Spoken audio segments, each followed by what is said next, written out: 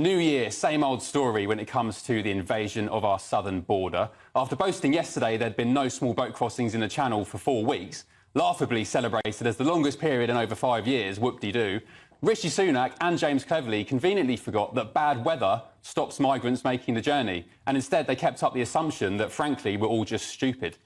Well, surprise, surprise, the windy weather calms down overnight, and today we have an estimated 150 undocumented illegal migrants touching down in Treasure Island, Britain. They'll be whisked off to a hotel, treated to 3 meals a day, free Wi-Fi, and even a free dentist that many British people find impossible to access. All this, by the way, costs taxpayers an eye-watering £8 million a day. And would you believe it? Images coming from the Kent coast today show not a flurry of women and children escaping war and persecution, but arrivals of mostly single fighting-age men. Well, let me tell you something. Whilst they patronise the British public with promises and stupid slogans, the only people lacking logic right now is the sleepwalking Conservative government, who will lose the election this year if they don't immediately announce a turn-back policy like Australia did 10 years ago.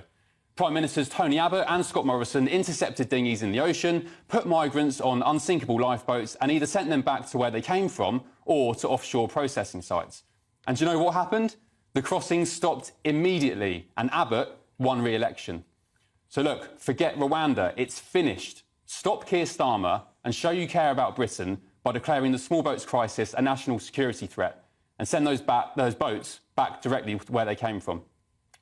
That's my say. Benjamin, what do you reckon about that? Let's turn these boats back. Well, the stupidity of your argument, and I'll sort of narrow it down to just one stupidity, is that you can't turn these boats back unless you have a deal with France, which is exactly what Keir Starmer has said we should have. Because if you're not working with them, if they're not on the same page as you, then it's no point turning them back because they'll just come straight back again. Well, they won't. If we've got Navy ships in the middle of the English Channel, physically stopping them from crossing that 12-mile border, what are they going to do? Good luck lining 12 miles with Navy ships for tiny little dinghies that are... Well, why not? We're happy enough to get involved in the Red Sea and play world police in the Gulf of Aden and the Suez Canal. Why can't we protect our own borders? So, to clarify, you're saying that the RAF should bomb the boats. I mean, what's it got to do with the Red Sea? We never mentioned bombing. Well, that's what we're doing in the Red Sea. You're being hysterical again. You're being hysterical by comparing the Channel to the Red Sea, where terrorists are attacking British and Israeli and American boats. Well, It's nothing like that. The truth is, you'll just come up with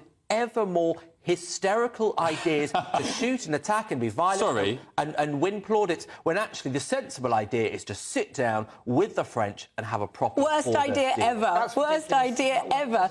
The idea that the solution lies with the EU, who is incapable of dealing with the migrant crisis itself. That is why the EU is turning to the far right. That is why they are losing control of their borders, because they can't cope. The idea we look to them for lessons, guidance and help is ridiculous. What we need to do, yes, in part, absolutely, turn the boats back safely to France, to the safety of France, is one idea, but it will not stop, Ben. It will not stop until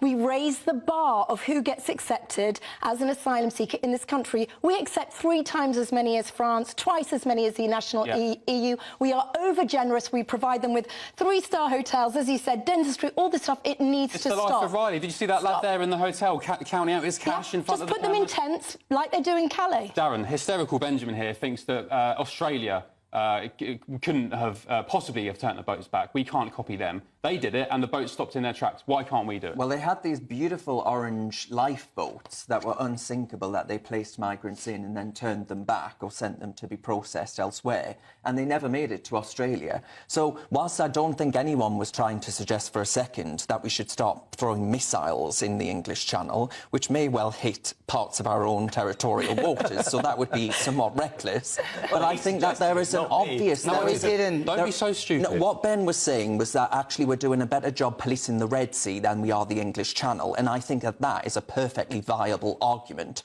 because we're not policing the English Channel at all. In fact, we're saying come one, come all to bed, board and benefits in England. Naughty Nana, come on, what have we got? Well, I'm going to... listen, I got in trouble with Gary Lineker when I said that you should turn the boats back. I agreed with Priti Patel's turn-back policy, and literally people tried to gouge my eyes out for daring to suggest it. So I'm glad that we can now calmly, not including you, Benji, but we can calmly say that turning the boats back would be a good option. The only hole in your argument is that we have huge numbers in mass legal migration, and that's our actual real problem. But yeah, I'd say actually, if they don't really want to turn the boats back, put big cruise ships in there and put them on the cruise ship, and then you can turn them back. Do you not think if Sunak tomorrow woke up and said, right, we're going to turn these boats back, no more are going to come, he'd win the election in a heartbeat?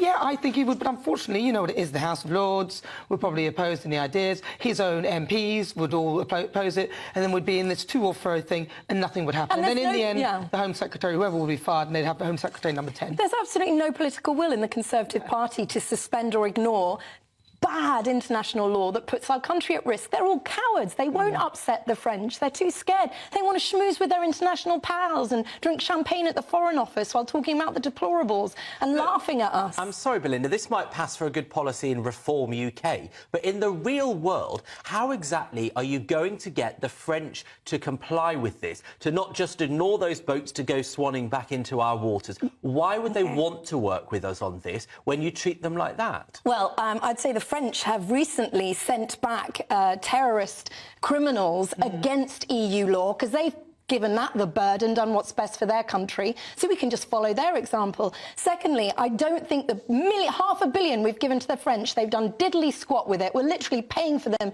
to keep the problem going. They've been partying. Have you seen the French border force partying when they're meant to be on shift? Darren, you had something to say. Oh, I was going to make that point, that we've given them £500 million, and Benjamin's saying, oh, aren't we treating Mr Macron absolutely appallingly? I bet you wouldn't mind £500 million. I don't think you'd be saying that GB News were treating you appallingly if they gave you that. Would you? You assume I haven't had £500 million, but look, no, I'd look a lot better if I had.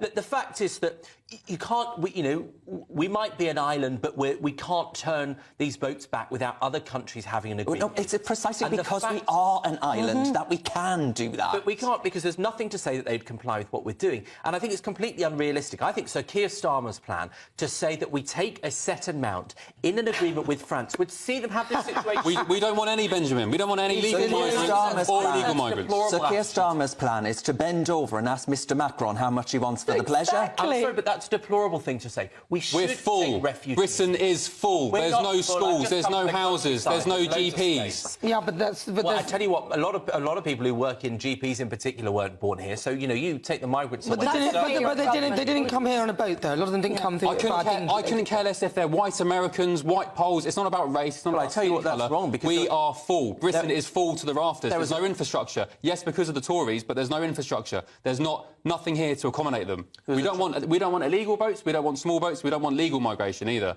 unless it's capped at the tens of thousands. Well, yeah, they need to do it properly. If they're going to do legal migration, just do it properly. 700,000 people coming here legally is obviously not working, so they need to decide Darren, what skills we need. Very briefly, were you a bit despondent today seeing these first images of those boats arriving in Kent? I mean, I wish I was as sure as winning the lottery, because I'd put it on and play it. I mean, we all knew this was going to happen. We all knew there was going to be total inaction. And I'm afraid to say, Benjamin there speaks of doing more with the EU. Under the Dublin Convention, which is the returns convention, we actually sent back, we received more back than we actually sent. I tell you what, if you take that view, then you definitely shouldn't agree with the Rwanda policy, because that says if they go to Rwanda, commit a crime, we have to take them. So the only ones we get are the criminals. Right. And I tell you, that's a stupid policy.